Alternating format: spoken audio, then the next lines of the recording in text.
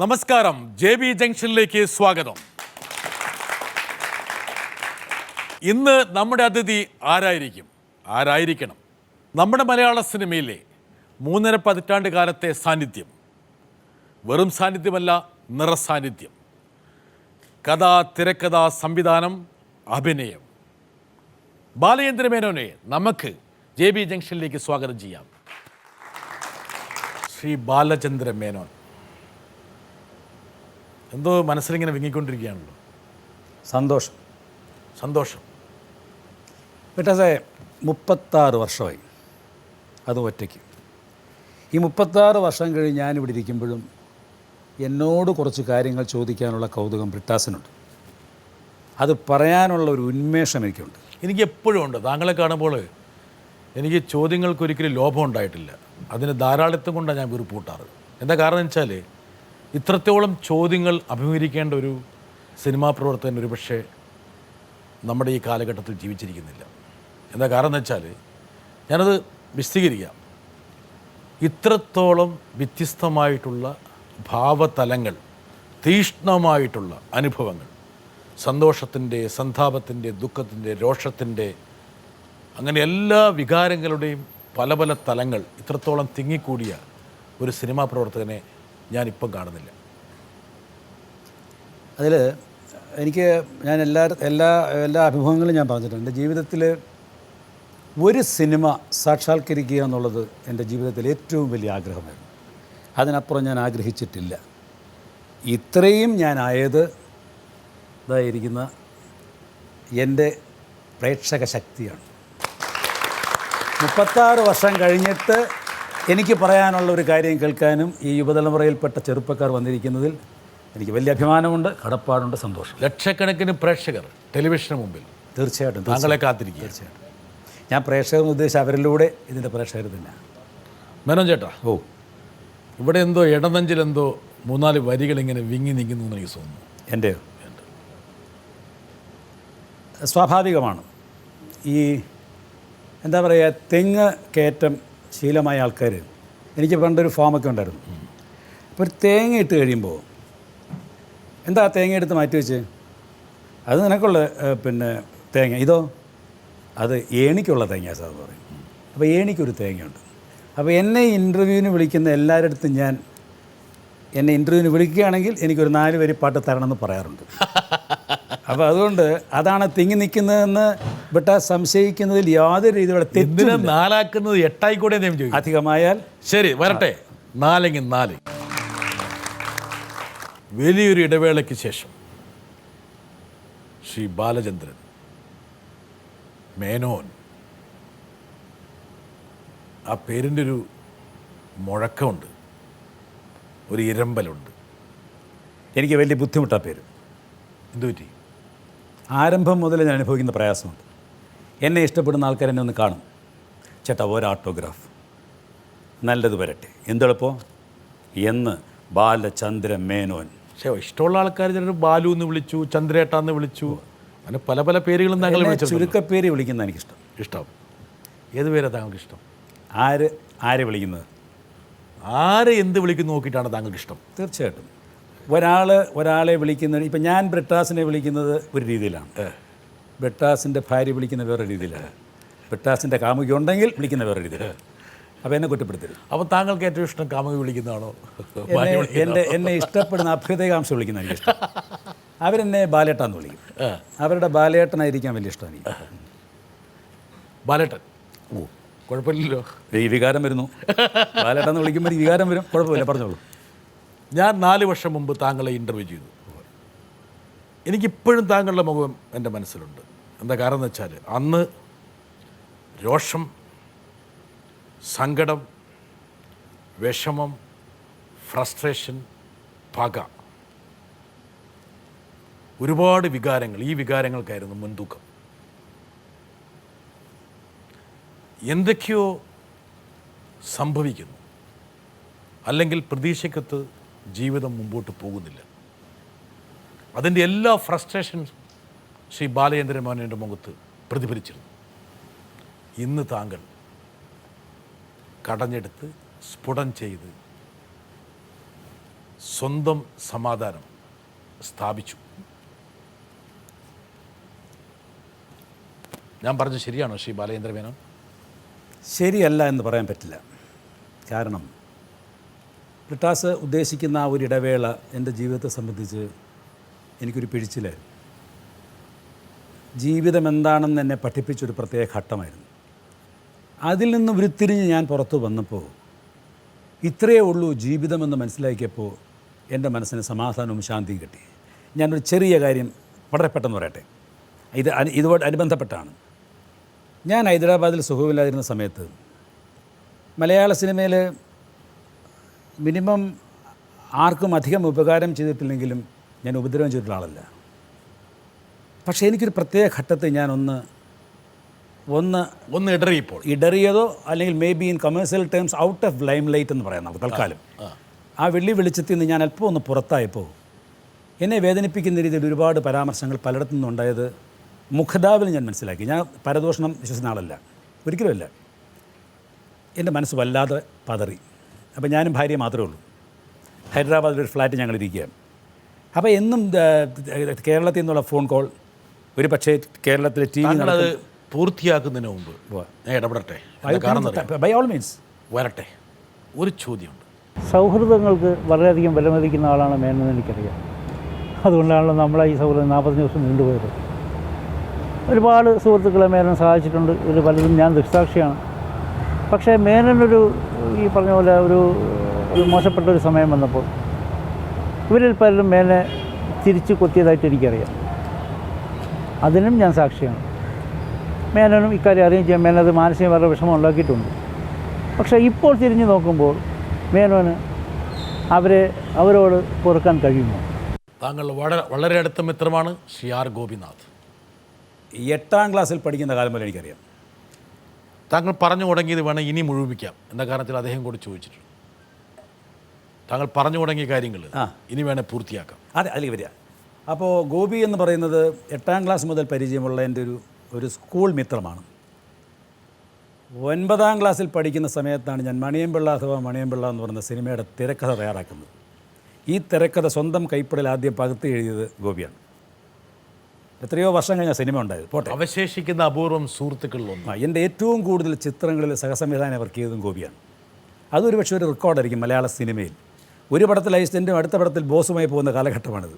പക്ഷേ ഗോപി വളരെ ലോയലായിട്ട് എൻ്റെ കൂടെ, എൻ്റെ ഓർമ്മ ശരിയാണെങ്കിൽ നയം വ്യക്തമാക്കുന്നവരെ ഗോപിയോടൊപ്പം വർക്ക് ചെയ്തിട്ടുണ്ട്. പോട്ടെ, അപ്പം ഞാൻ പറഞ്ഞു വന്നത്, അപ്പോൾ എനിക്ക് വളരെ വിഷമം ഉണ്ടായപ്പോൾ ഞാൻ ഏതോ ഒരു വേദിയിൽ പറഞ്ഞിട്ടുണ്ട്. അതൊരു കർക്കിടക മാസമായിരുന്നു. അപ്പം ഞാൻ ഭാര്യയോട് പറഞ്ഞു, എനിക്ക് വളരെ മനസ്സിന് വളരെ വിഷമമുണ്ട്. പണ്ടേ ആഗ്രഹിച്ചിരുന്നതാണ്, എനിക്ക് രാമായണം മുഴുവൻ വായിക്കാൻ പറ്റില്ല, നമുക്കൊരു രാമായണം എനിക്ക് വേണം. അപ്പോൾ ഹൈദരാബാദിൽ അവിടെ രാമായണം കിട്ടുക. ഞാനും ഭാര്യയും കൂടെ പോയിട്ട് അവിടുത്തെ ബുക്ക് സ്റ്റാളിലൊക്കെ അന്വേഷിച്ചിട്ടില്ല. പിന്നീട് മലയാള മനോരമയുടെ അവിടുത്തെ പ്രധാനപ്പെട്ട അറിയാവുന്ന ഒരാളിനെ പറഞ്ഞിട്ട് ഞാനൊരു കോപ്പി, എന്തിനാണെന്ന് എനിക്കറിയില്ല, കോപ്പി വരുത്തിയിട്ട് ഒരു സന്ധ്യയ്ക്ക് ഞാൻ വളരെ ഡിസ്റ്റർബ്ഡായ മനസ്സോടുകൂടി ഇത് ഒരു പകുത്തെടുത്തു. അപ്പോൾ 7 വരികൾ തള്ളി 7 അക്ഷരം തള്ളി എന്നൊരു വിശ്വാസമുണ്ടല്ലോ. അപ്പോൾ എൻ്റെ ദൈവം, എൻ്റെ മനസ്സിനെ ഇങ്ങനെ ഒരുപാട് കാര്യങ്ങൾ വേദനിപ്പിക്കുന്നല്ലോ, എനിക്കിതിനൊരു പരിഹാരം കണ്ടെത്താൻ പറ്റുന്നില്ലല്ലോ, അതിനുള്ള ഉത്തരം ഇതിലുണ്ടോ എങ്കിൽ പറഞ്ഞു തരണം എന്ന് പറഞ്ഞ് ഞാൻ ഇങ്ങനെ വരികൾ തൊട്ട് വന്നപ്പം കറക്റ്റായിട്ട് ഒരു വരി നിന്നു ബ്രിട്ടാസ്. ഏതായിരുന്നു വരി? പ്രത്യുപകാരം മറന്നേടുന്ന പുരുഷൻ ചത്തതിലൊക്കുമേ ജീവിച്ചിരിക്കുന്നു. ഞാൻ ഉടനെ മറന്നിരുന്നു. ഒന്ന് ആലോചിച്ചപ്പോൾ കുറേ പേരെ കണ്ടു. ഒരാൾ ബെൻസ് കാർ ഓടിക്കുന്നു. നോക്കി, ബെൻസ് കാറാണ്, പക്ഷെ ഓടിക്കുന്നത് ഡെഡ് ബോഡിയാണോ? ഒരാൾ വലിയ ബഹുമതി വാങ്ങുന്ന ബഹുമതിയാണോ? വാങ്ങുന്നത് ഡെഡ് ബോഡിയാണോ? വിട്ടേക്കും, എല്ലാവർക്കും മാപ്പ്. അങ്ങനെ ഞാൻ മനസ്സിനെ സമാധാനിച്ചു. അങ്ങനെ താങ്കൾക്ക് ആരോടൊക്കെ പക തോന്നിയോ അവരോടൊക്കെ താങ്കൾ ക്ഷമിച്ചു? ക്ഷമിക്കാൻ രാമായണം എന്നെ പഠിപ്പിച്ചത് അങ്ങനെയാണ്. അവനോട് വിരോധത്തിന് നീ പോകരുത്, അവൻ അത്രയേ ഉള്ളൂ, അവനെ അങ്ങനെ കരുതുക, അവനെതിരെ ഫൈറ്റ് ചെയ്യാൻ പോയാൽ നീ നശിക്കും എന്നാണ് രാമായണം എന്നെ പഠിപ്പിച്ചത്. താങ്കൾ എന്തിനാണ് ഹൈദരാബാദിലേക്ക് ചേക്കേറിയത്? എന്നെ ഒരുപാട് സ്നേഹിക്കുന്ന ആൾക്കാരോടുള്ളതുകൊണ്ട്.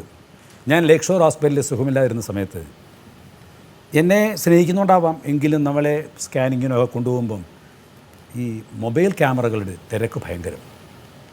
ഞാൻ പൊതുവെ വൃത്തിയായി വസ്ത്രം ധരിക്കുന്ന ഒരാളാണ്, അത് ഓരോരുത്തരുടെ വൈകല്യമായിരിക്കും. അക്കാര്യത്തിൽ താങ്കൾ വളരെ ശ്രദ്ധാലുവാണ്. Thank you. അപ്പോൾ അത് ഞാൻ രാവിലെ കുളിക്കാതെയും ഷേവ് ചെയ്യാതെയും ചിലപ്പോൾ ഡ്രിപ്പും ഒക്കെ ഇട്ട് പോകാൻ നേരത്തെ എന്തൊരു ആരാധന എന്നോട്. ഞാൻ ചിലപ്പോൾ ചത്തുപോകുമെന്ന് പേടിച്ച് ഞാൻ നബിക്ക് ശേഷം ഞാൻ പലായനം ചെയ്തതാണ്. നിവൃത്തി അതാണ് ഒരു പക്ഷേ എനിക്ക് പിന്നീട് തിരിച്ചു വരാനുള്ള ധൈര്യം തന്നത്. താങ്കൾ ഒരുപാട് ഇഷ്ടപ്പെട്ട മലയാള പ്രേക്ഷകരിൽ നിന്നും വലിയൊരു സൗഹൃദ വലയത്തിൽ നിന്നും താങ്കൾ പലായനം ചെയ്തു. പ്രേക്ഷകരിൽ നിന്നല്ല ദാസ്, ഞാൻ എൻ്റെ പ്രേക്ഷകർ എവിടെയാണെന്ന് മനസ്സിലാക്കുന്ന ആ സമയത്താണ്. നിങ്ങൾ വിശ്വസിക്കത്തില്ല, എനിക്ക് ആഴ്ചയിൽ കേരളത്തിലെ പ്രമുഖ ക്ഷേത്രങ്ങളിൽ നിന്ന് അർച്ചനയും വഴിപാട് നടന്ന പ്രസാദങ്ങൾ പതിവായിട്ട് എൻ്റെ ഫ്ലാറ്റിൽ വന്നിട്ട് ആ ഫ്ലാറ്റിൻ്റെ പാറാവുകാരനെ ആന്ധ്രാക്കാരൻ കരുതി ഞാനൊരു സ്വാമിയാണെന്ന് വിചാരിച്ചു. ശ്രീ ബാലചന്ദ്ര മേനോൻ, തിരുവനന്തപുരത്ത് താങ്കളൊക്കെ ചുറ്റിക്കറങ്ങുന്ന ആ വഴിത്താരയിൽ പലപ്പോഴും ഞാൻ ചെന്നുവിട്ടിട്ടുണ്ട്. അവിടെയൊക്കെ താങ്കളൊരു ചർച്ചാ വിഷയമായിരുന്നു ആ കാലഘട്ടത്തിൽ. അപ്പം ഒരുപക്ഷെ ഈ അഭിമുഖത്തിൽ നമുക്കൊന്നും മറക്കേണ്ടതില്ല, ബാലചന്ദ്ര മേനോനെ വെട്ടിക്കളഞ്ഞവരുണ്ട്, പ്രതീക്ഷിക്കേണ്ടെന്ന് പറഞ്ഞവരുണ്ട്. പ്രതീക്ഷിക്കേണ്ട. അഭിനയിച്ചേക്കും, പക്ഷെ ഡയറക്റ്റ് ചെയ്യാൻ പറ്റില്ലല്ലേ ഡോക്ടറെ എന്ന് ചോദിച്ച സിനിമാക്കാരനുണ്ട്. അതേ ഒരു പക്ഷേ അഭിനയിച്ചേക്കാം, പക്ഷേ ഡയറക്ഷനൊന്നും എനിക്ക് പറ്റില്ലല്ലേ ഡോക്ടറെ? എന്തൊരു സ്നേഹമാണ് മിസ്റ്റർ ബട്ടാസ്. ശ്രീ ബാലചന്ദ്ര മേനോൻ്റെ രോഗത്തെക്കുറിച്ച് തന്നെ വിശദമായ ചർച്ചകളും ഊഹാപോഹങ്ങളും ഞാൻ absolutely I want to remain silent on the subject. അത് ഒരു വ്യക്തിയുടെ ഒരു സിറ്റിസൻ്റെ റൈറ്റാണ്. അത് ഞാൻ എന്തിന് ബട്ടാസിനോട് പറയണം? ഒറ്റ ചോദ്യം.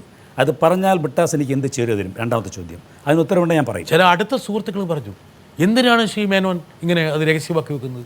പറഞ്ഞുകൂടെ? എന്തിന്? അവിടെ ഒരു മാധ്യമപ്രവർത്തനം താങ്കളോട് തിരിച്ച് ഞാൻ ചോദിക്കുകയാണ്. ഒരു കലാകാരനായ ഞാൻ എൻ്റെ ജീവിതത്തിൽ ഒരു രഹസ്യവും സൂക്ഷിക്കാൻ ബാധ്യസ്ഥനല്ലേ? എൻ്റെ സിനിമയിൽ അനാവശ്യമായ കാര്യങ്ങളെന്ന് നിങ്ങൾക്ക് വിമർശിക്കാം. എനിക്കൊരു രോഗമുണ്ടായാൽ, എൻ്റെ ഭാര്യയെ ഞാൻ തല്ലിയാൽ നിങ്ങൾ അറിയേണ്ട ആവശ്യം എന്താ? ഞാൻ പരിപൂർണമായി താങ്കളുടെ സ്വാതന്ത്ര്യത്തെ മാനിക്കുന്നു. പക്ഷേ താങ്കൾ ലാളിച്ച, സ്നേഹിച്ച ഒരുപടി സുഹൃത്തുക്കളാണ് ഈ ചോദ്യം ഉന്നയിച്ചത്. അവിടെയാണ് രാമായണം. രാമായണത്തിൽ ഉത്തരവുണ്ടല്ലോ. താങ്കൾ ഈ കഥകളൊക്കെ കേട്ടിരുന്നു? എല്ലാം കേട്ടു. ഞാൻ പ്രതികരിക്കില്ല. പ്രതികരിച്ചത് കൊണ്ട് സമൂഹത്തിനൊരു പ്രയോജനമുണ്ടെന്നുണ്ടെങ്കിൽ ഞാൻ പ്രതികരിക്കും. പക്ഷേ ഇവിടെ പ്രതികരിക്കുന്നത് ലൈംലൈറ്റിൽ വരാനാണ്. ഞാൻ എൻ്റെ രോഗം ആഘോഷിക്കാൻ ഇഷ്ടപ്പെടുന്നില്ല. താങ്കളുടെ അസുഖ സമയത്ത് താങ്കൾക്ക് വളരെ വേണ്ടപ്പെട്ട ഒരു നടി മല്ലിക, വേണമെങ്കിൽ നമുക്ക് മല്ലികയുടെ വാചകങ്ങൾ കാണാം. പിന്നെ എൻ്റെ പഴയ സുഹൃത്ത് മല്ലിക പറഞ്ഞൊരു കാര്യമാണ്. മല്ലിക ഇതൊക്കെ കേട്ടെങ്കിലും മല്ലികയ്ക്ക് ശ്രീ ബാലചന്ദ്ര മേനോനിൽ ഒരു അപാര വിശ്വാസമായിരുന്നു. ഉത്രാടരാത്രി എന്ന ചിത്രം സംവിധാനം ചെയ്യാൻ ബാലചന്ദ്ര മേനോൻ എന്ന് ഞാൻ ബഹുമാനിക്കുന്ന തിരക്കഥാകൃത്തും അതിലുപരി ഒട്ടേറെ കുടുംബ ചിത്രങ്ങൾ നിർമ്മിച്ച് കുടുംബ പ്രേക്ഷകരുടെ കണ്ണിലുണ്ണിയായിരുന്ന ശ്രീ ബാലചന്ദ്ര മേനോൻ എന്ന സംവിധായകനെയും എന്നും ബഹുമാനിക്കുന്ന ഒരു സുഹൃത്തെന്ന നിലയിൽ ഉത്രാടരാത്രിയിൽ അഭിനയിക്കാൻ ക്ഷണം വന്നു. എനിക്ക് മാത്രമല്ല, എൻ്റെ സുഹൃത്തിനും. അന്നാണ് ഞാൻ ബാലചന്ദ്ര മേനോൻ എന്ന സംവിധായകനെ ഞാൻ കൂടുതൽ അടുത്ത് പരിചയപ്പെടുന്നത്. അന്ന് എൻ്റെ മനസ്സിൽ തോന്നി, കാരണം മേനോൻ ഇവിടം കൊണ്ടൊന്നും അവസാനിക്കില്ല എന്ന് എനിക്കറിയാമായിരുന്നു. എന്തിനാ പറയുന്നത്, അടുത്ത കാലത്ത് സുഖമില്ലാതെ കിടന്നപ്പോഴും പലരും പലതും പറഞ്ഞു, വളരെ സീരിയസ് ആണ്, അങ്ങനെയാണ് ഇങ്ങനെയാണെന്നൊക്കെ. ഞാൻ പക്ഷേ എൻ്റെ വീട്ടിൽ പറഞ്ഞു, ബാലചന്ദ്ര മേനോനല്ലേ മോനെ, തീർച്ചയായിട്ടും സുഖമായിട്ട് തിരിച്ചു വരും. കാരണം മേനോനുള്ള കോൺഫിഡൻസും വിൽ പവറും വർഷങ്ങളായി അടുത്ത് ഇടപഴകി ഞാൻ മനസ്സിലാക്കിയിട്ടുണ്ട്. അദ്ദേഹവുമായിട്ടും വരതയായിട്ടും മക്കളുമായിട്ടും ആ കുടുംബമായിട്ടൊക്കെ എനിക്ക് ഒരു വളരെ അടുത്ത ബന്ധമുണ്ട്. ഞാൻ അതുകൊണ്ട് തന്നെ എനിക്ക് മാത്രമല്ല, എൻ്റെ ജ്യേഷ്ഠ സഹോദരനും എൻ്റെ കുടുംബത്തിനും ഒക്കെ എല്ലാവരെയും നന്നായിട്ടറിയാം. ഏത് ചെകുത്താൻ പിടിച്ചുകൊണ്ടായാലും തിരിച്ചു വരും. അങ്ങനൊരു അതിരെ കവിഞ്ഞ ആത്മവിശ്വാസമൊന്നും എനിക്കില്ല ബട്ടാസ്. എന്നെ തിരിച്ചു വന്നപ്പോൾ ചില പത്രക്കാരെഴുതിയപ്പോൾ ചില പ്രയോഗങ്ങൾ എഴുതി, ഞാൻ തിരുത്തി.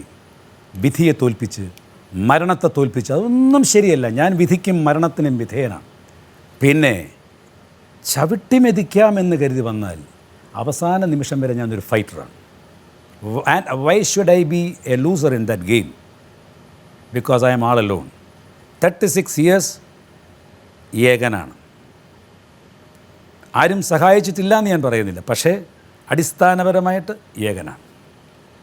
വളരെ സത്യസന്ധമായൊരു പ്രതിപാദനം. പക്ഷേ ബാലചന്ദ്ര മേനോൻ അവിടെയും ഒരു വാശിയുണ്ടെങ്കിലും ICUയിൽ ജീവൻ പോയി എന്ന് വിചാരിച്ചൊരു ഘട്ടമുണ്ടായിരുന്നു. തീർച്ചയായും. ഒരുപക്ഷെ താങ്കൾ സ്നേഹിച്ച് വിവാഹം കഴിച്ച വരദ എന്ന സ്ത്രീയെ താങ്കളുടെ കാതിൽ വന്ന് ബാലേട്ട എന്ന് വിളിച്ചില്ലായിരുന്നെങ്കിൽ താങ്കൾ പോയി. ഇതാര് പറഞ്ഞു? എൻ്റെ ചോദ്യമാണ്. നിങ്ങളോട് ഇതാര് പറഞ്ഞു? മാധ്യമപ്രവർത്തകൻ സോഴ്സ് വെളിപ്പെടുത്താറില്ല. പക്ഷേ ബ്രിട്ടാസ് പറഞ്ഞതിൻ്റെ ഡോക്ടർ, ഞാൻ ഒരു താങ്കൾ പറഞ്ഞതിൽ ഒരു തകരാറ് ഞാൻ പറയട്ടെ. നിങ്ങളുടെ രോഗം നിങ്ങളുടെ സ്വകാര്യതയാണെന്ന് പറഞ്ഞു. പക്ഷേ ഈ കാലഘട്ടത്തിൻ്റെ പ്രത്യേകത എല്ലാ സ്വകാര്യതകളെയും എടുത്ത് പുറത്തേക്ക് ഇടുക. സിനിമാക്കാരൻ വിഗ് വയ്ക്കുന്ന പോലെ. എനിക്കറിയാം ഇത് വിഗാണെന്നുള്ള കാര്യം നിങ്ങൾക്കും അറിയാമെന്ന് എനിക്കറിയാം. പക്ഷേ വിഗാണെങ്കിലും അടുതാനല്ലയോ ഇതെന്ന് പറഞ്ഞത്തിൽ ആശങ്ക എന്ന് പറയുന്ന പോലെ അത് കൊണ്ട് നടക്കുന്നതിലാണ് അതിൻ്റെ ചാരുതയെന്ന് ഞാൻ കരുതുന്നു. ഡോക്ടർമാർ പ്രതീക്ഷ വിട്ടു, ഉറപ്പായിട്ടും വിട്ടു, പോയി, നമ്മുടെ കയ്യിൽ നിന്ന് പോയി എന്ന് പറഞ്ഞു. വേണമെങ്കിൽ കയറി കണ്ടോളൂ. ഒരുപക്ഷെ വരദ എന്ന സ്ത്രീക്ക് എനിക്ക് ഒന്ന് ബാലേട്ടനെ വിളിക്കണം. ഇതെവിടെ നിന്ന് കിട്ടി ബ്രിട്ടാസ്? അല്ല, വളരെ പ്രൈവറ്റായ ഒരു ഭാഗത്താണ് നിങ്ങൾ മാന്തുന്നത്. നിങ്ങൾ അടിസ്ഥാനപര പത്രക്കാരനായിട്ട് പ്രവർത്തിച്ചു തുടങ്ങി.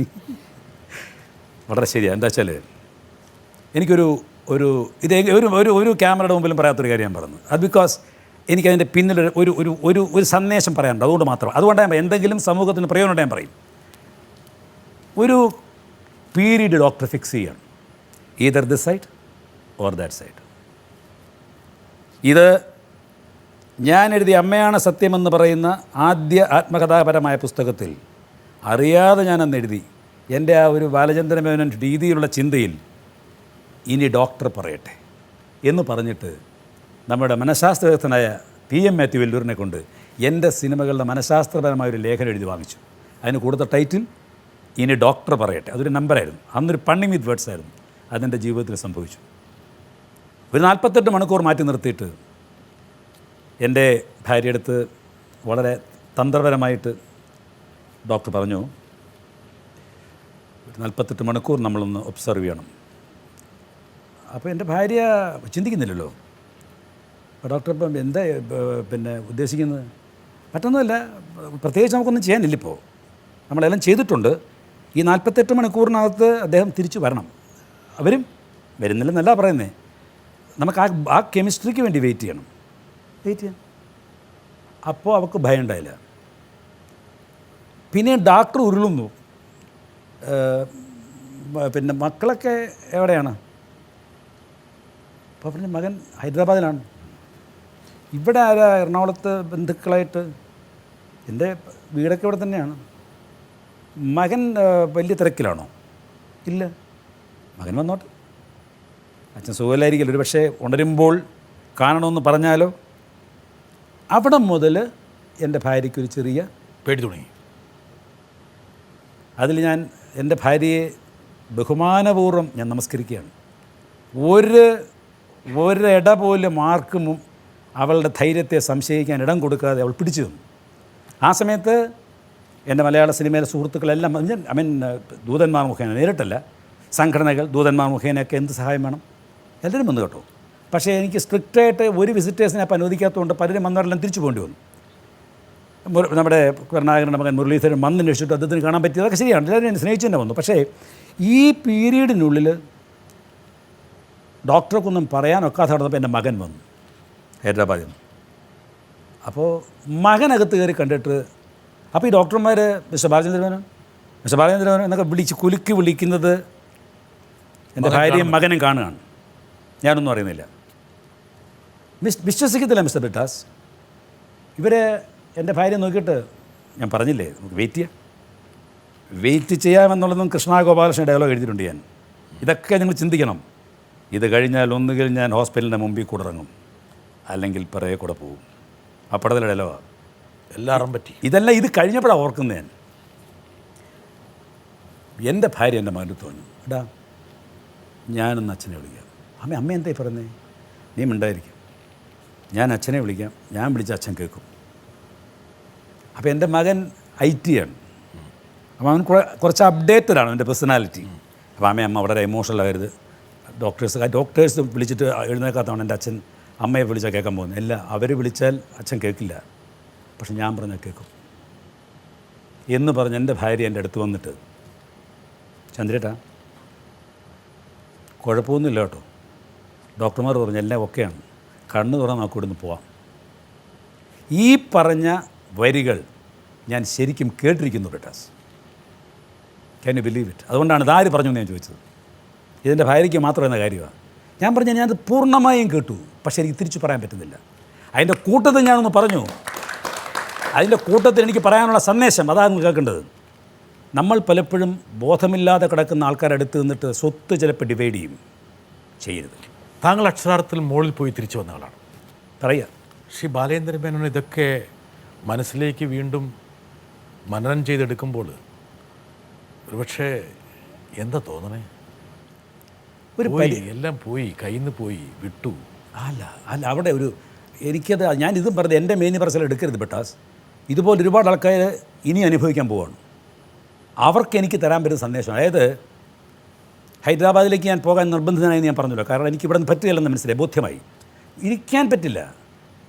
വരുന്ന നേഴ്സായാലും പിന്നെ പത്രമിടാൻ വരുന്ന പയ്യനാണെങ്കിലും എല്ലാവരും നമ്മൾ കൗതുക വസ്തുവാണ്. അവരുടെ ആ റൈറ്റ് കളയാൻ പറ്റില്ല. It is their right because you are a public property. നമ്മുടെ ദുഃഖവരപ്പം അറിയാം. അത് നമ്മളെ വീണ്ടും വീണ്ടും സ്നേഹിച്ചുകൊണ്ടിരിക്കും. ഈ ഹോസ്പിറ്റലിൽ കിടക്കുമ്പോൾ എൻ്റെ ഹോസ്പിറ്റൽ അടുത്ത മുറിയിലുള്ള ഒരു മുസ്ലിം ഉമ്മ വന്ന് ദിവസവും എൻ്റെ കാൽ കിടന്ന് പ്രാർത്ഥിക്കുന്ന എനിക്ക് ഓർമ്മയുണ്ട്. എനിക്കവിടെ സ്നേഹം നിഷേധിക്കാൻ പറ്റും? ഡോക്ടർ പറയും ഇൻഫെക്ഷൻ വരുമെന്ന് പറയും. ഇവിടുന്ന് പോയേ പറ്റൂ. എൻ്റെ ഹൈദരാബാദിൽ എൻ്റെ മകൻ ജോലി ചെയ്യണം. അവന് നല്ല മനോഹരമായൊരു ഫ്ലാറ്റുണ്ട്. അതൊരു കോളനിയാണ്. അവിടെ മുഴുവൻ നോർത്ത് ഇന്ത്യൻസും ബാക്കിയുള്ള ഭാഷക്കാരും അത്യാവശ്യം ഫോറിനേഴ്സുമാണ്. മലയാളികൾ തുച്ഛം. എനിക്കൊരു സ്വർഗ്ഗലോകം തുറന്നിരിക്കുക. എൻ്റെ മകൻ എയർപോർട്ടിൽ ടിക്കറ്റ് 3 ബോർഡിംഗ് പോസ്റ്റായിട്ട് നിൽക്കുകയാണ്. ഞാൻ, എൻ്റെ ഭാര്യ, എൻ്റെ മകൻ. ഞാൻ പറഞ്ഞു നമ്മളൊരു വലിയ ദൗത്യത്തിന് വേണ്ടി പോവുകയാണ്. അപ്പോഴും എൻ്റെ ഉള്ളിലൊരു ഫീലിംഗ് ഉണ്ട്, ഞാൻ തിരിച്ചു വരുമോ? ഞാൻ ഇങ്ങോട്ട് വരുന്നില്ല എന്ന് നിങ്ങൾ ചിലരോട് പറഞ്ഞിരുന്നു. ഇല്ല. എൻ്റെ ജീവിതത്തിൽ ഈ നിമിഷമല്ല, ഒരിക്കലും ഞാൻ പറയില്ല. അല്ല, എൻ്റെ ഉള്ള സംശയം ഞാൻ വരുമോ ഇല്ലയോ എന്നുള്ള രീതിയിലല്ലേ പറയാൻ പോകുന്നത്. ഇപ്പം അങ്ങോട്ട് പോകുമ്പോൾ അവരുടെ നാഥൻ കൂടെയുണ്ട്. ഞാൻ അങ്ങോട്ട് പോവുകയാണ്. ശ്രീ ബാലേന്ദ്രൻ മേനോനെ സൃഷ്ടിച്ച ഒരു പട്ടണമാണ് തിരുവനന്തപുരം. അവിടെ കിടന്നാണ് താങ്കൾ ഈ കോപ്രായി എല്ലാം കാണിച്ചത്. എല്ലാവരെയും കൊഞ്ഞനങ്ങത്തി കാണിച്ച അവിടുന്ന്. ഞാൻ കൊഞ്ഞനം എൻ്റെ പ്രിയപ്പെട്ട ബ്രിട്ടാസ്, നിങ്ങളെല്ലാവരും ഈ പത്രക്കാരൻ തന്നോട് ഇങ്ങനെ പെരുമാറുന്നത്. ഗിരീഷ് പുത്തഞ്ചേരി ഒരു വേദിയിൽ എന്നെ സ്നേഹിച്ച് പ്രസംഗിക്കാൻ മരിച്ചു. എൻ്റെ വലിയ സുഹൃത്താണ്. ഞാൻ അങ്ങോട്ട് പോയ ശേഷം മരിച്ച അദ്ദേഹം. അല്ല, ഞാൻ ലേക്ക് ഷോർ ഹോസ്പിറ്റലിൽ കിടക്കുമ്പോഴാണ് മാതൃഭൂമി പത്രത്തിൽ ഗിരീഷ് പുത്തഞ്ചേരി എൻ്റെ പറ്റിയ അടുത്ത ശിക്ഷ എന്ന് ഞാൻ സുഖമില്ലാതെ അന്നു മുതൽ മരണത്തിൻ്റെ ഒരു ഘോഷയാത്ര ആരംഭിക്കുക. എൻ്റെ മുമ്പിൽ പത്രം വായിച്ച ഓരോരുത്തർ ഞാനുമായി ബന്ധപ്പെട്ട ആൾക്കാർ. പുത്തഞ്ചേരി ഞാൻ എഴുതി പറഞ്ഞു എനിക്ക് ഈ ബാലേന്ദ്രൻ ഇഷ്ടമാണ്. അപ്പോൾ ഞാൻ പതുക്കെ കോളറൊക്കെ പിടിച്ചു. എല്ലാവർക്കും കേൾക്കാൻ ഇഷ്ടമല്ല, നല്ല കാര്യം. അദ്ദേഹത്തിൻ്റെ സാമർഥ്യം, അദ്ദേഹത്തിൻ്റെ കഥാകൃത്തം എന്നുള്ള രീതിയിൽ, സംവിധാനം എന്നുള്ള ദാർശനികത്വം, ഇതിനേക്കാളൊക്കെ എനിക്കിഷ്ടം അദ്ദേഹത്തിൻ്റെ സ്വകാര്യമായ അഹങ്കാരമാണ്. ഞാൻ പറയരുത്, എനിക്ക് അഹങ്കാരമില്ല ബിട്ടാസ്. എന്തിനാണ് ഇത് അഹങ്കാരിയാക്കുന്നത്? എനിക്ക് അഹങ്കാരമില്ല എന്ന് പറയുന്നത് തന്നെ ഒരു അഹങ്കാരമുണ്ട്. അതൊരു സുഖമായ അഹങ്കാരം. ആ അഹങ്കാരത്തിൻ്റെ സുഖമില്ലേ? ഇതൊക്കെയാണ് ഞാൻ പറഞ്ഞു വരുന്നത്. വെച്ചാൽ തിരുവനന്തപുരത്ത് താങ്കൾ കിടന്ന് കളിക്കാത്ത കളിയില്ല. തിരുവനന്തപുരമാണ് താങ്കളെ സൃഷ്ടിച്ചത്. പക്ഷേ ഒരു പ്രത്യേക ഘട്ടമെത്തിയപ്പോൾ ഞാനിനി ഇങ്ങോട്ടില്ല. ഇനി നിങ്ങൾ സാങ്കേതികമായിട്ട് ശ്രീ ബാലേന്ദ്രൻ മേനോൻ സംസാരിക്കും. എനിക്ക് ട്രിവാൻഡ്രം ക്ലബിൻ്റെ ഓപ്പോസിറ്റ് ഒരു ഫ്ലാറ്റുണ്ട്, ഞാൻ ഇടയ്ക്ക് അവിടെ പോകാറുണ്ട്, താമസിക്കാറുണ്ട്, ഞാൻ തിരുവനന്തപുരത്തെ വിട്ടിട്ടില്ല എന്ന് പറയും. മനസ്സുകൊണ്ട് നിങ്ങൾ തിരുവനന്തപുരത്ത് ഉപേക്ഷിച്ചു. പ്രിയപ്പെട്ട ബ്രിട്ടാസ്, നിങ്ങൾ പറഞ്ഞ വളരെ ശരിയാണ്. എന്നെ വളർത്തിയത് മുഴുവൻ തിരുവനന്തപുരമാണ്. തിരുവനന്തപുരം എന്ന നഗരത്തിൽ ഞാനൊരു വരുത്തനാണെങ്കിലും ആ നഗരത്തിൻ്റെ വളർത്തു പുത്രനാണ്. എനിക്കിഷ്ടം പോലെ വാത്സല്യം തന്നത് തിരുവനന്തപുരം. ഞാൻ യൂണിവേഴ്സിറ്റി കോളേജിലെ ചെയർമാൻ എന്ന് പറയുന്ന ആ ഒരു തട്ടകത്തിലേക്ക് ഈ കാല് വെച്ച് കയറി നിന്ന് ചുറ്റുപാട് നോക്കിയിട്ട് രാഷ്ട്രീയം എനിക്ക് വേണ്ടാന്ന് പറഞ്ഞാൽ എനിക്ക് പോകുന്നവനാണ്. അപ്പോൾ എന്നെ എല്ലാം പെയിൻ്റ് അടിച്ച് നോക്കിയിട്ട് മോനെ അതിൻ്റെ വാതുക്കൽ വെച്ചിട്ടാണ് ONV സാർ എൻ്റെ അടുത്ത് പറഞ്ഞത്, ബാലേന്ദ്രൻ മേനോൻ നിങ്ങളുടെ ശരീരക്കൂറ് കണ്ടിട്ട് നിങ്ങൾക്ക് ഒരിക്കലും ജീവിതത്തിൽ അസിസ്റ്റൻ്റ് ആകാൻ പറ്റുമെന്ന് തോന്നുന്നില്ല. Better you try to come up on your own. അതിന് എന്താ മാഷേ ഞാൻ ചെയ്യുക? സാറേ ഞാൻ ചെയ്യണം. മാഷല്ല സാറേ ഞാൻ ചെയ്യുക. ബാലേന്ദ്രൻ്റെ രീതി വെച്ച് കൊണ്ടിരുന്നു ജേർണലിസം പഠിക്കുന്നുണ്ട്. ട്രിവാൻഡ്രത്തെക്കുറിച്ച് പറഞ്ഞു. ഇപ്പം എന്തായാലും ആ ക്യാമ്പസ് ജീവിതം ഒരുപക്ഷെ താങ്കളെ എല്ലാ കാലത്തും ഓർമ്മിക്കാനും ഒരു സുഹൃത്ത് വേണമെങ്കിൽ കാണിക്കാം. അവിചാരിതമായിട്ട് വരുന്നൊരു സുഹൃത്താണ് താങ്കൾ, പ്രതീക്ഷിക്കാത്തൊരു സുഹൃത്ത്. ഞാൻ ഇപ്പോഴും ഓർമ്മിക്കുന്നു, ഒരു ശനിയാഴ്ചയാണ് നമ്മുടെ കോളേജിലെ മെയിൻ ബ്ലോക്കിൽ ഹൃദയകുമാരി ടീച്ചർ ഒരു സ്പെഷ്യൽ ക്ലാസ് വച്ച ദിവസം ഇംഗ്ലീഷിൻ്റെ. അന്ന് എന്തോ കാരണവശാൽ മലയാളത്തിലെ ഏതോ ഒരു സിനിമയുടെ ഷൂട്ടിങ്ങിന് വേണ്ടിയിട്ട് അവർ കോളേജിൽ വന്നിട്ടുണ്ടായിരുന്നു. ഷൂട്ടിങ്ങിൽ നായികനെയൊന്നും ഞാൻ യഥാർത്ഥത്തിൽ ഓർമ്മിക്കുന്നില്ല. ഞാൻ ബാലചന്ദ്രൻ മേനോനെ ഇപ്പോഴും ഓർമ്മിക്കുന്നു. കാരണം ഞാൻ അവിടെ വരുമ്പോൾ കാണുന്ന കാഴ്ച സംവിധായകൻ്റെ നിർദ്ദേശമനുസരിച്ച് ആ 112ാമത്തെ ക്ലാസ് മുറിയാണെന്ന് തോന്നുന്നു. ആ ക്ലാസ് മുറിയിൽ നിന്ന് പുറത്തേക്ക് വരുന്നതായിട്ടുള്ള കുട്ടികളെ മറികടന്ന് പോകുന്നതായിട്ടുള്ള നായകനും നായികയും. ആ കുട്ടികളുടെ കൂട്ടത്തിൽ നിങ്ങളുണ്ടായിരുന്നു. നിങ്ങളുടെ സ്വാഭാവികമായിട്ടുള്ള എന്നുവെച്ചാൽ നായകനോ നായികയോ ഒക്കെയാണ് കടന്നു പോകുന്നത്, സിനിമ ഷൂട്ടിംഗ് നടക്കുകയാണ്, അതിൻ്റെ കാര്യങ്ങളൊന്നും ശ്രദ്ധിക്കാതെ എന്തോ കൂട്ടുകാരോട് വർത്തമാനം പറഞ്ഞ് നായകനെയും നായികയും മുറിച്ച് കടന്നു പോകുന്നതായിട്ടുള്ള നിങ്ങളുടെ രംഗം വളരെ തന്മയത്വത്തോടു കൂടി നിങ്ങൾ അവതരിപ്പിച്ചത് ഞാനിപ്പോഴും ഓർമ്മിക്കുന്നു. യഥാർത്ഥത്തിൽ അന്ന് തന്നെ ഒരു മിന്നലാട്ടം പോലെ നിങ്ങളിലെ ഏറ്റവും ശ്രദ്ധേയനായിട്ടുള്ള ഒരു സിനിമാക്കാരനെ എൻ്റെ മനസ്സിനകത്ത് കോറിയിടാൻ എനിക്ക് കഴിഞ്ഞു എന്നുള്ളതാണ് യാഥാർത്ഥ്യം. മനോഹരമായിട്ടുണ്ട്. ഇത് എൻ്റെ ഒരു ഓർമ്മയുടെ ചെപ്പ് ഞാൻ തുറക്കണം. വളരെ യൂണിവേഴ്സിറ്റി കോളേജിൽ നടന്ന ഏതൊരു ഷൂട്ടിങ്ങാണ്. പക്ഷേ അവിടുത്തെ ആ ഡ്രൈവിനെ പറ്റി അദ്ദേഹം പറഞ്ഞത് ശരിയാണ്. കാരണം എങ്ങനാണെങ്കിലും സിനിമ വന്നേ പറ്റൂ. ഞാൻ സിനിമ വന്നില്ലേ സിനിമയ്ക്ക് പ്രശ്നമാകുമെന്ന് അന്നത്തെ ധാരണ. പിന്നെ ആ ധാരണ കുറച്ച് മാറിയിട്ടുണ്ടില്ലെന്ന് പറയാനൊക്കത്തില്ലെങ്കിലും അന്നത്തെ ആ ഡ്രൈവിൻ്റെ കൂടെ അദ്ദേഹം പരാമർശിക്കുന്ന സംഗതി ശരിയാണ്, എനിക്ക് ഓർമ്മയുണ്ട്. താങ്കൾ പഠിച്ചുകൊണ്ടിരിക്കുമ്പോൾ ഒരുപക്ഷെ അവിടെയുള്ള ക്യാമ്പസിലെ എല്ലാ ആൾക്കാർക്കും വേണ്ടപ്പെട്ടവരാണായിരുന്നു. ഇത്രത്തോളം പ്രസരിപ്പുള്ള ഒരു വിദ്യാർത്ഥിയെ ഞങ്ങളുടെ കോളേജ് ഉൽപ്പാദിപ്പിച്ചിട്ടില്ല എന്ന് പോലും പല കോളേജ് അധികൃതരും പിന്നീട് പറഞ്ഞിരുന്നു. അതിപ്പോൾ കൊല്ലത്തെ ഫാത്തിമ കോളേജ് ആണെങ്കിലും വേണ്ടില്ല, തിരുവനന്തപുരത്തെ കോളേജുകളാണെങ്കിലും വേണ്ടില്ല, അത്രത്തോളം താങ്കൾ നിറഞ്ഞു നിന്നിരുന്നു. പക്ഷെ അവിടെയും താങ്കളുടെ ടാർഗറ്റ് സിനിമയിലെ ടാർഗറ്റ് സംവിധായകൻ. അതെ, ഒരു കോംപ്രമൈസിനും ശ്രീ ബാലേന്ദ്ര മേനോൻ തയ്യാറല്ല, ആയിട്ടില്ല. കാരണം ആ ആഗ്രഹം നടന്നില്ലെങ്കിൽ എനിക്ക് എന്ത് സംഭവിക്കുമായിരുന്നു എനിക്ക് ഇന്നും ഓർമ്മ. എനിക്ക് ചോയ്സ് ഇല്ല. ഇത് ഞാൻ എൻ്റെ ഭാര്യയുടെ അടുത്ത് പറയുന്ന പോലെയാണ്. ഫ്രാങ്ക്ലി, നീ അല്ലായിരുന്നെങ്കിൽ ആരെ കെട്ടുമായിരുന്നു എന്ന് എന്നോട് ചോദിച്ചാൽ എനിക്ക് വേറൊരു ചോയ്സ് ഇല്ല, കിട്ടുന്നില്ല എന്ന് പറഞ്ഞാൽ ഡയറക്ടറായാലും എന്ത് ചെയ്യുമായിരുന്നു ഞാൻ, എനിക്കിപ്പോഴും ഉത്തരവില്ല. യൂണിവേഴ്സിറ്റി കോളേജിലെ ദിവസങ്ങൾ, അവിടുത്തെ സംഭവവികാസങ്ങൾ, ഒരുപക്ഷേ ശ്രീ ബാലചന്ദ്രൻ മേനോൻ എവിടെയോ ഒരു ട്രാക്ക് തെറ്റിപ്പോയോ എന്ന് പോലും ആലോചിക്കുന്ന ആൾക്കാരുണ്ട്. ഒരു സുഹൃത്തിനെ വേണം കാണിച്ചു തരാം. ശ്രീ ബാലചന്ദ്ര മേനോൻ യൂണിവേഴ്സിറ്റി കോളേജിൽ എൻ്റെ സതീർത്ഥ്യനായിരുന്നു. അദ്ദേഹം ഒരു വർഷം ആർട്സ് സബ് സെക്രട്ടറിയും പിന്നീട് ചെയർമാനുമായിരുന്നു. ആദ്യം KSUമായി സഹകരിച്ചിരുന്ന ഒരാളായിരുന്നെങ്കിലും അദ്ദേഹത്തെ സ്വതന്ത്രനായി മത്സരിപ്പിച്ച് വിജയിപ്പിക്കുകയാണ് ചെയ്തത്. യഥാർത്ഥത്തിൽ KSUവിൻ്റെ കുത്തക യൂണിവേഴ്സിറ്റി കോളേജിൽ തകർന്നത് ബാലചന്ദ്ര മേനോൻ SFI സ്വതന്ത്രനായി യൂണിവേഴ്സിറ്റി കോളേജിൽ ചെയർമാൻ സ്ഥാനത്ത് ജയിച്ചത് മുതലാണ്. രാഷ്ട്രീയ കാര്യങ്ങൾ എന്നും സൂക്ഷ്മമായി നിരീക്ഷിക്കുന്ന ഒരു നിരീക്ഷകൻ മേനോനിലുണ്ടെന്ന് എനിക്കെപ്പോഴും അറിയാം. ഇപ്പോഴും ബാലചന്ദ്ര മേനോൻ ആ മനസ്സുള്ളതുകൊണ്ട് അദ്ദേഹം രാഷ്ട്രീയത്തിൽ പ്രവേശിക്കണമെന്നാണ് വ്യക്തിപരമായ എൻ്റെ അഭിപ്രായം. അതായത് ഇതിനകത്തും ഒരു ചെറിയ ഒരു എന്നെ തോണ്ടിയതത്. അതായത് താങ്കൾ മനസ്സിലായതല്ലേ അത്? അല്ല, അങ്ങനെയല്ല, അത് മനസ്സിലായി. അല്ലല്ല, അതായത് യൂണിവേഴ്സിറ്റി കോളേജിൽ എനിക്ക് ഈ പറയുന്ന എന്താ പറയുക, ചെറിയാൻ ഫിലിപ്പ് പ്രതികരിക്കുന്നതൊക്കെ അടുത്ത കാലത്താണ് പ്രതികരിച്ചു തുടങ്ങിയത്. പക്ഷേ ഞങ്ങൾക്കത് കൊച്ചനിയനായിരുന്നു. ഞങ്ങൾ വിളിച്ചുകൊണ്ടിരുന്ന കൊച്ചനിയാന്നാണ്. ചെറിയാൻ ഫിലിപ്പിനെ കൊച്ചനിയൻ. അദ്ദേഹത്തിൻ്റെ അന്നത്തെ ഏറ്റവും വലിയ ഒരു ഞങ്ങൾ കണ്ടിരുന്ന ഒരു ഭയങ്കര ഒരു സ്റ്റാർ സിമ്പൽ AK ആൻ്റണിയുടെ മനസാക്ഷി സൂക്ഷിപ്പുകാരനാണ്. ആൻ്റണിയോട് എന്തെങ്കിലും പറയണമെങ്കിൽ ചെറിയാൻ ഫിലിപ്പ് പറഞ്ഞാലേ നടക്കുള്ളൂ. ആൻ്റണി കൈവിട്ടു. അത് പിന്നീടല്ലേ, അത് രാഷ്ട്രീയം അല്ല. ഒരുമിച്ച് കല്യാണം കഴിക്കാതെ ജീവിക്കാന്ന് പറഞ്ഞ് ആന്റണി പോയി കെട്ടി. അതെ. അപ്പോൾ അതുകൊണ്ട് ചെറിയാൻ പറഞ്ഞാത്ത സംഭവം, ഞാനവിടെ ഇലക്ഷനായിട്ട് നിന്ന സമയത്ത് ഞാൻ എൻ്റെ പ്രായോഗിക രാഷ്ട്രീയത്തിൻ്റെ ആളായിരുന്നു. അന്ന് ഞാൻ യൂണിവേഴ്സിറ്റി കോളേജിൽ ചെയ്തുകൊണ്ടിരുന്ന പ്രവൃത്തികൾ ഇന്ന് കേരള രാഷ്ട്രീയത്തിൽ പ്രകടമായി കാണുന്നതുകൊണ്ട് എൻ്റെ ട്രാക്ക് കറക്റ്റെന്ന് മനസ്സിലായി. ഞാൻ വന്നു പറഞ്ഞ പറഞ്ഞു എനിക്ക് സ്ഥാനം വേണമെന്ന് പറഞ്ഞു. എനിക്ക് ഇലക്ഷൻ നിൽക്കണം, കേൾക്കൂ. അപ്പോൾ അവിടുത്തെ KSU യൂണിറ്റ് പറഞ്ഞു, ഫസ്റ്റ് DC ആണ് ഞാൻ, നിങ്ങൾ എന്തായിട്ട് ഉദ്ദേശിക്കുന്നത്? ഞാൻ പറഞ്ഞു ഞാൻ ആർട്സ് സെക്രട്ടറി ആയിരിക്കും, ആർട്സ് സബ് സെക്രട്ടറി. അത് ശരി, നിങ്ങൾക്ക് എന്താ പരിചയമുള്ളത്? രാഷ്ട്രീയത്തിലെ പരിചയം മാത്രമല്ല, എനിക്ക് KSUവിൻ്റെ ഇന്ന വരുന്ന യൂണിറ്റിലെ മെമ്പറാണ് ഞാൻ പറയിപ്പിച്ചതാണ്. പറഞ്ഞാൽ മതിയിലൂടെ, പ്രത്യേകിച്ച് എല്ലാം ബഹുതി കൊടുക്കുകയില്ല. ആരുടെ കത്ത് കൊണ്ടുവന്നിരുന്നു? ഇല്ലല്ലോ, നമ്മൾ വലിയ രീതിയിൽ പോകണ്ട എങ്കിലും. അപ്പോൾ ഞാൻ പറഞ്ഞു, ഞാൻ ഈ കമ്മിറ്റിയുടെ മുമ്പിൽ കാര്യം പറയുകയാണ്, നിങ്ങൾ ചെയർമാനും പിന്നെ എഡിറ്ററും അതെല്ലാം നിങ്ങളുടെ ആൾക്കാരായിരിക്കും, പക്ഷേ കലാകാരന്മാരുടെ വികാരങ്ങൾ മനസ്സിലാക്കാൻ കലാകാരന് മാത്രമേ പറ്റൂ. മിമിക്രി, മോണാക്ട്, പാട്ട്, നാടകം എല്ലാം ഉണ്ടല്ലോ. അതുകൊണ്ട് എന്നെ ആർട്സ് സെക്രട്ടറി ആക്കണം. ഇത് തന്നെ എപ്പോഴും ആൾക്കാർ പറഞ്ഞുകൊണ്ടിരിക്കുന്നത്. നിങ്ങൾ ഇതുമായിട്ട് കേരള രാഷ്ട്രീയം തട്ടിച്ചപ്പോൾ കറക്റ്റായിരിക്കും, അത് ഓരോ കാരണത്തിൽ പറയും. അപ്പോൾ അത് ഉടനെ ബുദ്ധിമുട്ടാണ്. ഇത്തവണ ഇയാളാണ് ശരി, അങ്ങനെയാണെങ്കിൽ ഞാൻ മിമിക്രി കാണിക്കാം. പുള്ളി കാണിക്കുമോ? ഏത് മിമിക്രിയെ കാണിച്ചേ? അന്നത്തെ സമയത്ത് മിമിക്രി ആരംഭിച്ചിട്ടേ ഉള്ളൂ.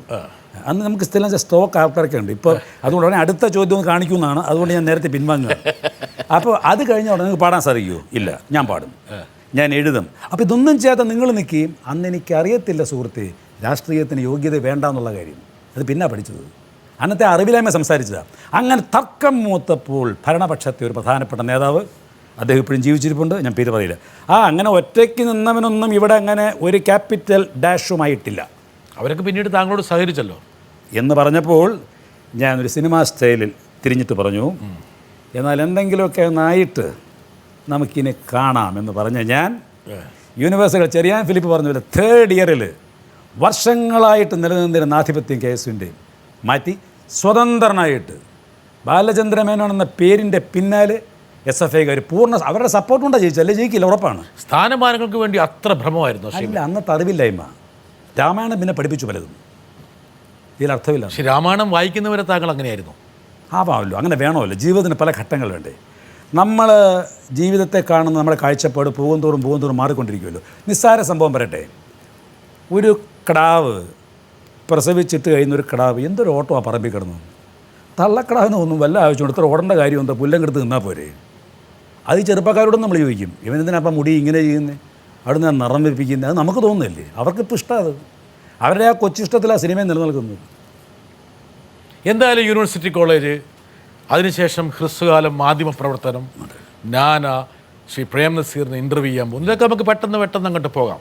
പക്ഷേ ശ്രീ ബാലചന്ദ്ര മേനോനുള്ള ഒരു കഠിനാധ്വാനി, അതെപ്പോഴും ഞാൻ താങ്കൾ ശ്രദ്ധിച്ചിട്ടുണ്ട്. താങ്കൾ ഒരിക്കലും സ്വസ്ഥനല്ല, എപ്പോഴും അസ്വസ്ഥതയാണ്. എന്താ കാരണം, ചിലത് ചെയ്യാനുണ്ട്. താങ്കളുടെ മെഡൽ ഓഫ് ബ്ലാങ്കട്ടിയും മസ്തിഷ്കവും എപ്പോഴും ആക്റ്റീവാണ്, ഒരിക്കലും അതിനെ ഇത് രണ്ടും ഉണ്ടെന്ന് പറഞ്ഞു അല്ലേ. Thank you. ഞാൻ മലയാള സിനിമയിലെ 36 വർഷക്കാലത്തെ എൻ്റെ അനുഭവങ്ങളെ ആധാരമാക്കി ഒരു വലിയ ഗ്രന്ഥത്തിൻ്റെ രചനയിലാണ്. ഒരുപക്ഷെ എൻ്റെ സിനിമാ ജീവിതത്തിലെ മാഗ്നം ഓപ്പസ്.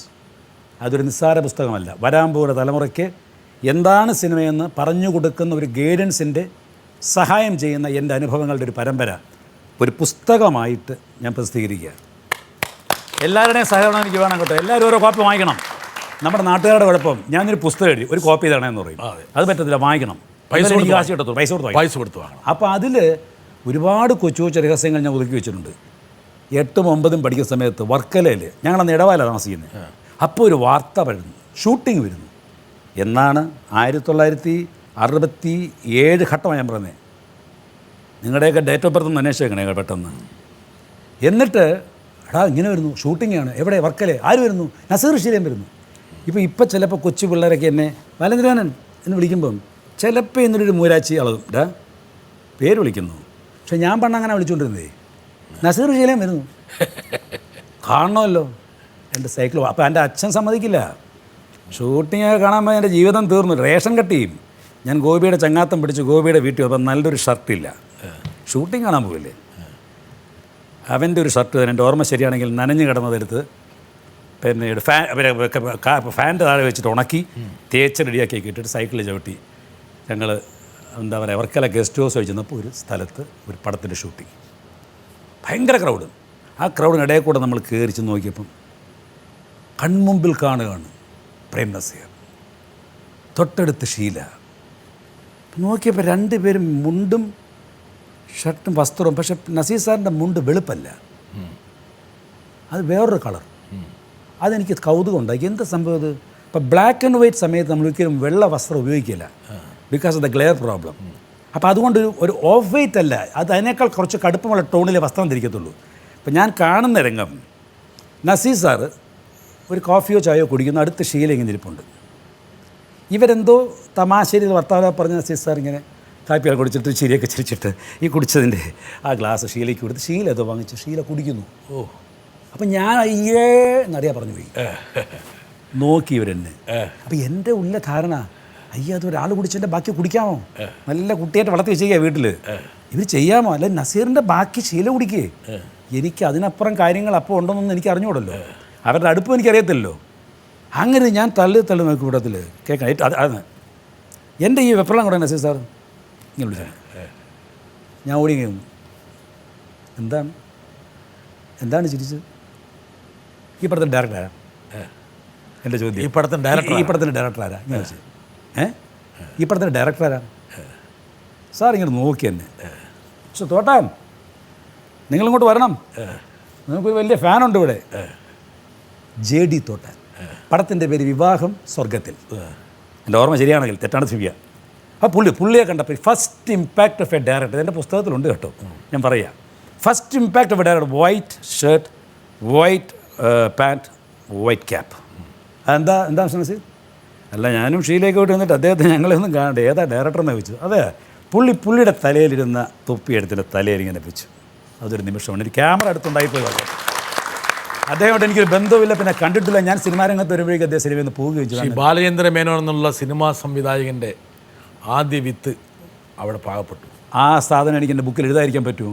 ആ രഹസ്യം ഞാൻ പൊട്ടിച്ചു. പ്രേം നസീറുമായിട്ട് താങ്കൾക്ക് വീണ്ടും ബന്ധമുണ്ട്. താങ്കളുടെ പക്ഷേ പിന്നീട് ഒരു മാധ്യമപ്രവർത്തകനായി അദ്ദേഹത്തെ പോയി അഭിമുഖിച്ചു. അതൊന്നും പുള്ളിക്ക് ഓർമ്മയില്ല. ഞാൻ പത്രക്കാരൻ, അതുപോലെ ഓർമ്മ പത്രക്കാരൻ പറഞ്ഞു അദ്ദേഹത്തിനോട് താങ്കളെ ഷൂട്ടിങ് ചെയ്യാൻ കാണാൻ. അതെനിക്കത് ചില ആൾക്കാരെ ഈ ഓർമ്മയുണ്ടോ ഈ മുഖം എന്ന് കയറി വരും. എനിക്കിഷ്ടമല്ല. നമ്മൾ പണ്ട് സ്കൂളിൽ പഠിച്ചിരുന്നപ്പോൾ കണ്ട എന്നെ ഓർമ്മയുണ്ടോ, അത് പറഞ്ഞ ശരിയല്ലല്ലോ. ചില ആൾക്കാർ ഫോൺ വിളിച്ചിട്ട് ഈ ശബ്ദം ഓർക്കുന്നുണ്ടോ? വലിയ പാടാണ്. BP കൂടും. അത് ഭേദമാണ്. ഹലോ, എന്ത് ചെയ്യുക? ആരാ എന്ത് ചെയ്യുക? നിങ്ങൾ ആരാ സാറല്ലേ? ഹലോ, ദേവീത് ഒന്ന് പേര് പറയണം. ഇതാണ് എൻ്റെ ദിവസമുള്ള ജോലി. കാരണം നമ്മൾ ശകാരിച്ചാൽ അവർക്ക് ഇഷ്ടപ്പെടത്തില്ല. അത്ര മൃദുവായിട്ട് താങ്കൾ പ്രതികരിക്കും? ഞാൻ ചെയ്യും. ഞാൻ ഒരിക്കലും ഇന്ന് വരെ ഞാൻ വാക്കുകൊണ്ടോ പ്രവൃത്തി കൊണ്ടോ വേദനിപ്പിച്ച ഒരു വ്യക്തി ഈ സദസ്സിൽ വരാമെന്നുണ്ടെങ്കിൽ രാഷ്ട്രീയക്കാർ പറയുന്ന പോലെയല്ല. അങ്ങനെ ഞാൻ വേദനിപ്പിച്ചിട്ടുണ്ടെങ്കിൽ പിറ്റേ ദിവസം രാവിലെ വിളിച്ച് ഞാൻ മാപ്പ് പറഞ്ഞിരിക്കും. അത്രത്തോളം നിസ്വാർത്ഥമായിട്ടുള്ളൊരു സമീപനമാണ് താങ്കൾ സ്വീകരിച്ചതെങ്കിൽ, അത്ര സർഗാത്മകമായിട്ടൊരു സ്നേഹം ആൾക്കാർക്ക് കൊടുത്തുവെങ്കിൽ, എന്തുകൊണ്ടാണ് താങ്കളെ പലരും വിട്ടുപോയത്? ബിട്ടാസ്, അത് you asked a very very reasonable question. പക്ഷേ എനിക്കത് ഉത്തരം അറിയാൻ വേണ്ടിയിട്ടല്ല. I don't want to answer the question. ഇനി എത്ര നിങ്ങൾ കുത്തി എന്നെ നോയിപ്പിച്ചാലും ഞാൻ പറയില്ല. കാരണം അത് പറഞ്ഞതുകൊണ്ട് പ്രയോജനമില്ല. ഒറ്റ കാര്യം ഞാൻ പറയാം, അതിൽ നിങ്ങൾക്ക് നിങ്ങളുടെ ബുദ്ധി ഊഹിക്കാൻ പറ്റും. അമിതമായ പ്രമേഹമുള്ള ആളിരിക്കുമ്പോൾ ഡയബറ്റീസിനെ പറ്റി കൂടുതൽ സംസാരിക്കരുത്. അതിലെല്ലാം ഉണ്ട്. ഒരുപക്ഷെ അതുകൊണ്ടാവാം ഞാൻ പലരും നിങ്ങൾ ചോദ്യം എന്നോട് ചോദിക്കാറുണ്ട്. അത് നിങ്ങൾ ആ പടത്തിൽ കണ്ടില്ലല്ലോ, ഈ പടത്തിൽ കണ്ടില്ലല്ലോ. ഞാനൊന്നും ചിന്തിക്കാറില്ല. ഞാൻ എൻ്റെ പടത്തിലുണ്ട്, എൻ്റെ പ്രേക്ഷകർ എൻ്റെ പറയുണ്ട്. ഇന്നലെയും സരോവരത്ത് ഞാൻ BTH എൻ്റെ പഴയ താവളം. ഞാൻ അവിടെ ചെന്നപ്പോൾ ഒരു 7-8 കുടുംബക്കാർ വന്നിട്ട് സാറിൻ്റെ താങ്കളുടെ സ്വഭാവത്തിനുള്ളത് പ്രത്യേകതയായിട്ട് താങ്കളത് കാണുന്നില്ല. ഏത്? ഞാൻ ഈ പറഞ്ഞതുപോലെ ചിലപ്പോൾ ആൾക്കാർക്ക് ഇഷ്ടം തോന്നാത്ത എന്തെങ്കിലും കാണുമായിരിക്കും. ഒരു സെക്കൻഡ് ഉണ്ടാവും. നോക്കട്ടെ. ഹായ് മനോൻ, എൻ്റെ ഫസ്റ്റ് പടത്തിൻ്റെ സംവിധായകനല്ലേ. എനിക്ക് മേനോൻ്റെ ഒരുപാട് പ്ലസ് പോയിൻറ്റ്സ് പറയാനുണ്ട്. അതായത് മേനോന് സൗഹൃദത്തിൽ ഉള്ള പ്രത്യേക മുഹൂർത്തങ്ങളൊക്കെ സൂക്ഷിച്ചു വെക്കുകയും ആ ഫോട്ടോഗ്രാഫൊക്കെ തന്നെ പിന്നീട് പ്രത്യേക ചില മുഹൂർത്തങ്ങളിൽ സുഹൃത്തുക്കൾക്ക് അയച്ചു കൊടുക്കുകയും ഒക്കെ ചെയ്യുന്ന ഒരു പ്രത്യേക ഒരു സ്വഭാവമുണ്ട്. ഞാനിപ്പോഴും ഓർക്കുന്ന ഒരു കാര്യം, ഞാൻ അന്ന് പത്മശ്രീ കിട്ടി കഴിഞ്ഞതിന് ശേഷം ഉള്ള ആ ഫംഗ്ഷനിൽ ONV സാറിൻ്റെ ആ കത്ത് കോളേജിൽ പഠിച്ച സമയത്ത് സാർ അയച്ച ഒരു കത്ത് അന്ന് അവിടെ ഫോട്ടോസ്റ്റാറ്റ് കോപ്പി എടുത്ത് എല്ലാവർക്കും കൊടുത്ത ആ ഒരു വ്യത്യസ്തത മേനോൻ്റെ ഭയങ്കരമാണ്. മൂന്നാമത് മേനോനുള്ളൊരു വലിയ പ്ലസ് പോയിൻ്റ് ഞാൻ കണ്ടത് മേനോൻ്റെ വിൽ പവറാണ്. ഏത് പ്രതികൂല സാഹചര്യത്തിനും അത് അതിസമർത്ഥമായിട്ട് നേരിട്ടുകൊണ്ട് അതിനെ മറികടക്കാനുള്ള ഒരു വിൽ പവർ അതിപ്പോഴും നമ്മൾ കണ്ടിരിക്കുകയാണ്. എനിക്കതിൽ ഒരു കാര്യത്തിൽ മാത്രം എന്നോട് ചെറിയൊരു അഭിപ്രായ വ്യത്യാസമുണ്ട്. അതുകൊണ്ട് ഈ കൂട്ടത്തിൽ പറഞ്ഞില്ല ശരിയാവില്ല. കാരണം മേനോൻ ഈ സുഹൃത്തുക്കളെ മെയിൻറ്റെയിൻ ചെയ്യുന്നതിൽ കുറച്ച് പിന്നോട്ട് പോകുന്നു. കാരണം അടുത്ത ആരെങ്കിലും ഒക്കെ എന്തെങ്കിലുമൊക്കെ എവിടെയെങ്കിലും പറഞ്ഞു എന്ന് കേട്ടാൽ അവർ അങ്ങനെ ആയിരിക്കും അതിന് മീനിങ് കൊടുത്തത്, അവരുദ്ദേശിച്ച ആ രീതിയായിരിക്കും എന്നെക്കുറിച്ച് പറഞ്ഞതെന്ന് സ്വയം സംശയിച്ച് അത് കാരണം പല സുഹൃത്തുക്കളെ നഷ്ടപ്പെടുത്തുന്നുണ്ടോ എന്ന് എനിക്കൊരു സംശയമുണ്ട്. ബാലൻ എത്ര സൗമ്യമായി വലിയൊരു വിമർശനം മുന്നോട്ട് വെച്ചു. അതെ, അതിൻ്റെ ബാലൻ എന്താണ് ഇപ്പോൾ പറഞ്ഞത് എന്നുള്ളതിൻ്റെ പരമോന്നതമായ അവലോകനവും വിശകലനവും എൻ്റെ മനസ്സിൽ നടന്നു കഴിഞ്ഞു എന്ന് മാത്രം ഞാൻ പറയുന്നു. പക്ഷേ എൻ്റെ വളരെ അടുത്ത കുടുംബ സുഹൃത്താണ്.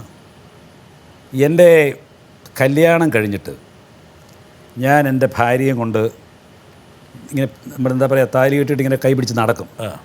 നടന്നുകൊണ്ടിരുന്നപ്പോൾ ബാലൻ പെട്ടെന്ന് ചാടി കയറി വന്ന് എൻ്റെ കയ്യിലൊരു പൊതി വെച്ചു. അത് അടുത്ത പടത്തിൻ്റെ ഒരു അഡ്വാൻസ് ആയിരുന്നു. ഇത് വാങ്ങിക്കുന്നതിനിടയ്ക്ക് എൻ്റെ നിയന്ത്രണം വിട്ട് എൻ്റെ ഭാര്യയുടെ നെറ്റി പോയി മരത്തിലിടിച്ചു. അവൾ നെറ്റി തൊട്ട് നിൽക്കുന്ന ഫോട്ടോ എപ്പോഴും എൻ്റെ ഉണ്ട്. പഴയ ഡോക്യുമെൻ്റ് സൂക്ഷിക്കുന്നത് മിടുക്കനാന്ന് പറഞ്ഞ ബാലേന്ദ്രൻ്റെ കയ്യിൽ ആ ഡോക്യുമെൻ്റ് വരും. പിന്നെ അടുത്ത് നോക്കി അവളിങ്ങനെ കല്യാണം കഴിഞ്ഞ് ആദ്യം കിട്ടിയ തലക്കടിയാണ്. ബാലൻ മഹാഭാവിയാണ് അപ്പോൾ. കല്യാണം കഴിഞ്ഞ് ആദ്യം കിട്ടിയത് തലക്കടിയാവും. അതുകൊണ്ട് ഇപ്പോൾ ഒരടി കിട്ടലും പ്രശ്നമല്ല അത്. അല്ല ബാലൻ എൻ്റെ വളരെ നല്ല സുഹൃത്തും ഞാൻ പറഞ്ഞില്ലേ. പക്ഷേ ബാലൻ ഇപ്പോൾ പറഞ്ഞതിൽ ഒരു യാഥാർത്ഥ്യമില്ലെന്ന് പറയുന്നില്ല.